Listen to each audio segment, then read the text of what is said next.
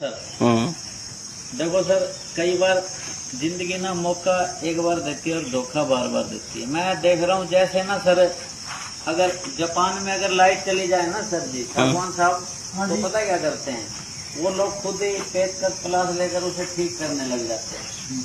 और अमेरिका में तो एक और बढ़िया काम देखा, वो कॉल करते हैं, बिजली विभाग से लोग आते हैं, उन्हें ठीक करते हैं। लेकिन इंडिया में मैंने कमाल देखा था।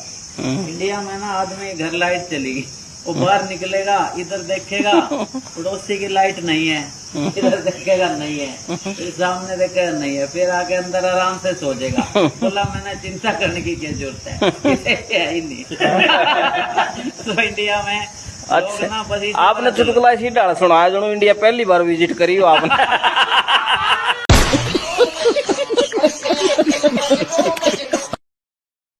नमस्कार दोस्तों, जय साइयां दी और मौज फकीरां दी।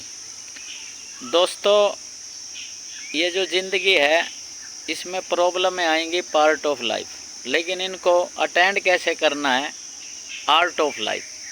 हमेशा ये सोच के चलो कि जियो ऐसे जैसे आज ही चले जाना है, और सीखो ऐसे जैसे कई साल जीना है। और हमेशा जैसे लहरें उठती हैं समुंदर में, लेकिन आपने देखा होगा दोस्तों, लहरें कितनी भी उठती रहें, समुंदर हमेशा शांत रहता है। इसलिए परिस्थितियाँ कितनी विषम क्यों ना हो जाएं, हमेशा मनोस्थिति सही रखो, क्योंकि मन की स्थिति सही रहेगी, मन के हारे हार है और मन के जीते जीत।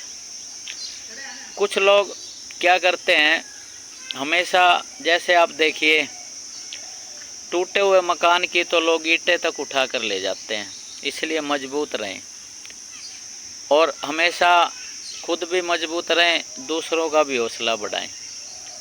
ऐसा नहीं है कि इंसान इंसान का दवाई है और इंसान इंसान के लिए जहर है। बनना क्या है वो सर अपने ऊपर है। हमेशा ये सोचें कि जो चीज़ हम अपने साथ चाहते हैं वो दूसरों को आपा खुद भी दें। Be example other will follow. मतलब अगर हम खुद स्वर्ग चाहते हैं तो हमें दूसरों के लिए नरक नहीं बनाना।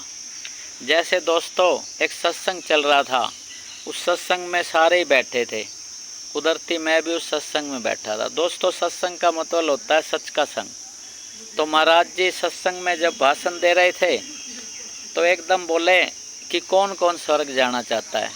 तो दोस्तों सभी के हाथ उठे हुए थे। आप भी जानते हैं सर, हर इंसान स्वर्ग जरूर जाना चाहता है, चाहे काम नरक वाले कर रहा हो।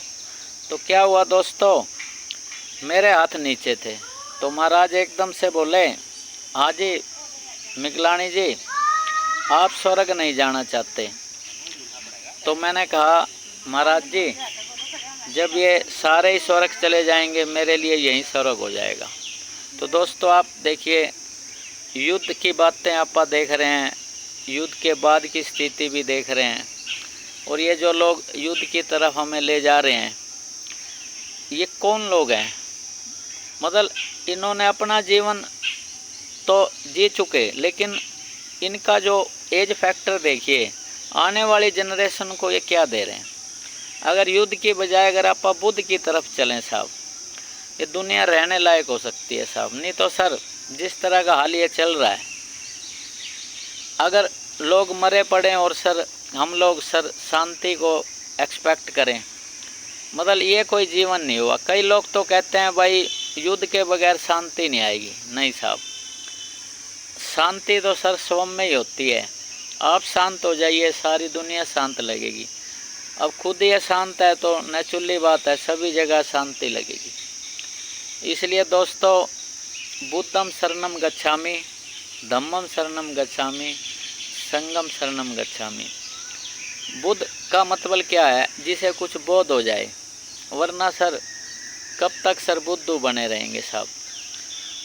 जब जिसे हम भगवान बुद्ध बोलते हैं सर, जब उन्हें बोध हुआ था वो तो सर खुद राजकुमार थे, उन्होंने सब कुछ त्याग दिया, और यहाँ सर सबको त्याग रहा है आदमी राजा बनने के लिए।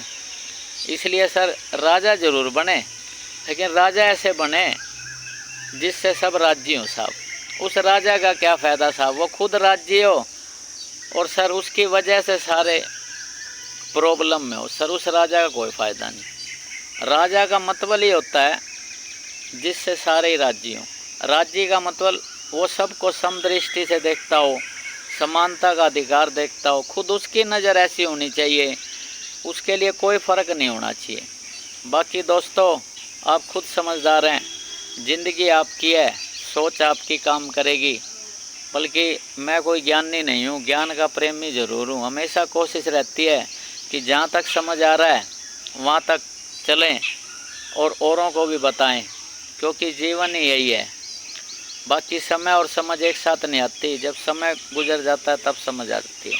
बहुत बहुत धन्यवाद दोस्तों। जय साईयां दी और मौज फकीरां दी।